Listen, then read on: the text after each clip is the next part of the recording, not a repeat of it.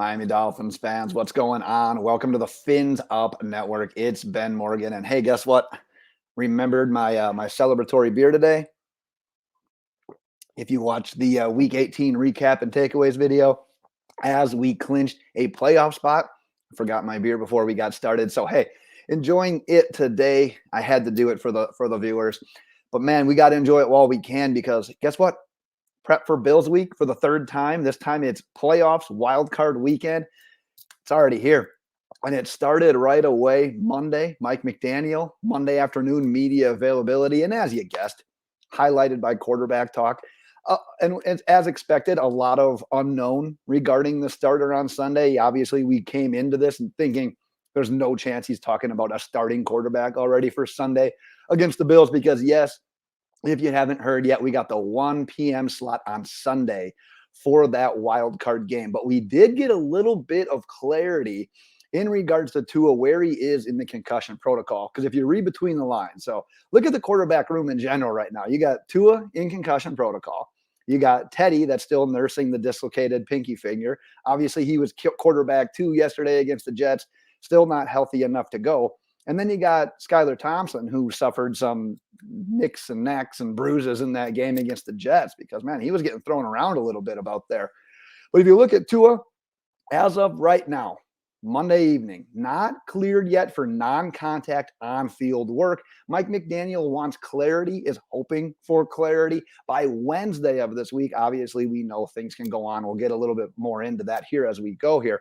But as of right now, when it's specific to Tua, no setbacks, no new concerns. And one part that gave away kind of where Tua is in the concussion protocol status is that Mike McDaniel saw that Tua was sweating. It's just a weird way to say it, but that's what he saw. So basically meaning that Tua was doing some lifting or some working out, which is part of step 3.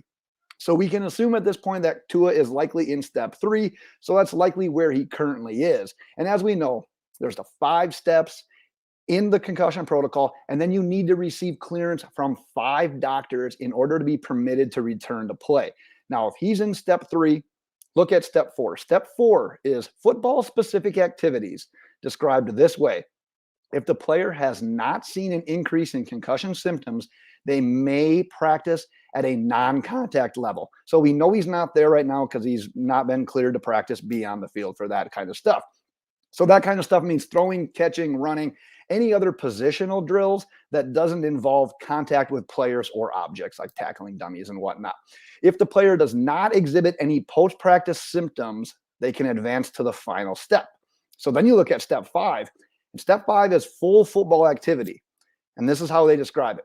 The player can then take part in a full football practice with pads, with full contact.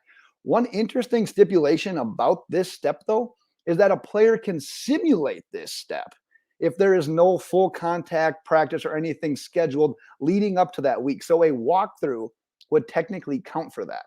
So that's very interesting as we talk about Mike McDaniel wanting to pinpoint a quarterback by Wednesday so that he can get full first team reps.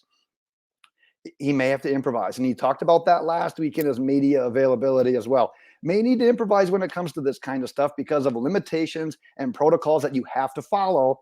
And you know, if he has an opportunity to start Tua, if I'm a betting man, which I think most people would say, if he's cleared, if the team feels comfortable, they would find a way to start him. But in regards to quarterbacks, wrapping this up here, Bridgewater still dealing with the dislocated pinky.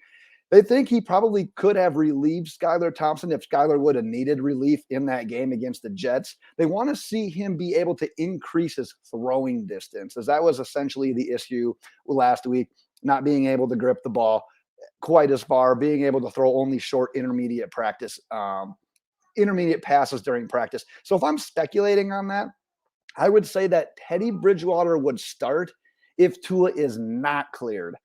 But what Teddy would need to do is show that improved grip, show that improved strength with the throwing, with the dislocated pinky, obviously being on the throwing hand. Mike McDaniel has an injury-filled press conference. That's what we learned a lot about today. Unsure regarding the status of both tackles right now. Obviously, that meaning Teron Armstead, Brandon Shell.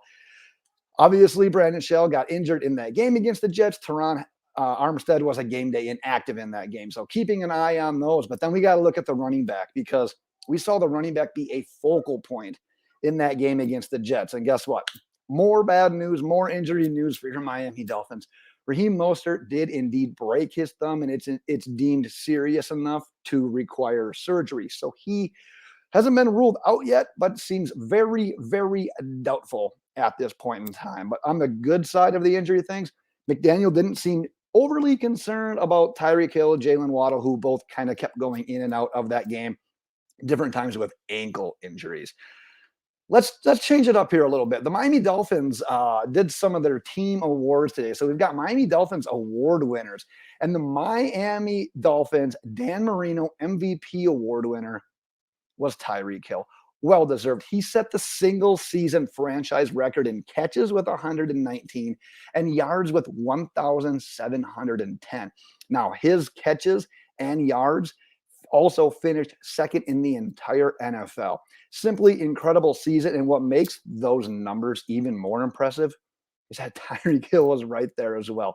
I think they were the fourth pair of teammates in NFL history to go over 3,000 yards in a single season. So the fact that they did that combined and Tyreek still put up those monster numbers, without his starting quarterback and with a platoon of backup quarterbacks throughout the season, man, he's been doing it for 7 years, but I can't help but say the future is bright remaining for this guy. A few more award winners. The Don Shula Leadership Award did go to Tua. The Ed Block Courage Award went to Alec Ingold, and the Nat Moore Community Service Award went to Emmanuel Ogba. So like I said, not a ton of Dolphins news today, but like I said, Bills prep week has officially started. We got a little bit of update in regards to Tua, where he is in the concussion protocol. So we'll continue to follow that throughout the week. But I will be back throughout the week. It's going to be a busy week, Dolphins fans. We got a lot of prep to do, a lot of stuff to talk about regarding that wild card matchup with the Bills. So, hey, like I said, enjoy them while we can. Let's get this week underway the right way. Hopefully we get some more encouraging news regarding Tua here in the near future. But keep checking back, get subscribed, turn on those notifications, as I will be back as news continues to happen. It's my time for today, Dolphins fans. Until next one, fins up.